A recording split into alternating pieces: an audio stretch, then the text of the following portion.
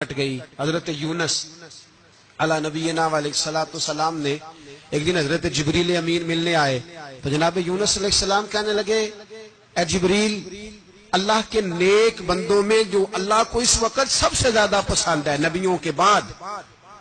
توجہ کرنا بات پر، جو سب سے زیادہ اللہ کو پسند ہے نبیوں کے بعد ولیوں میں،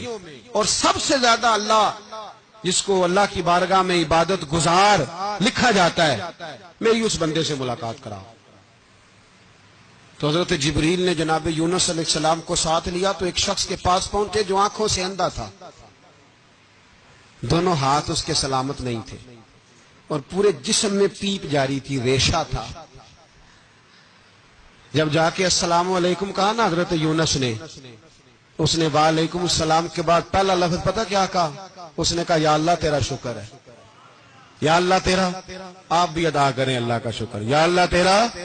اللہ تیرا شکر ہے۔ تو حضرت یونس علیہ السلام کہنے لگے تو شروع سے اس طرح کا ہے،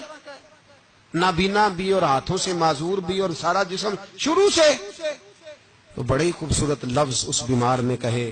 کہنے لگے نہیں حضور، میں بالکل ٹھیک ٹھاک تھا جب تک میرے رب نے چاہا کہ یہ دنیا کو دیکھے تو تب تک اس نے مجھے آنکھیں دیں، اور جب اس نے چاہا کہ اب اس کا دیکھنا بہتر نہیں تو اس نے واپس لے لی۔ تو یا اللہ تیرا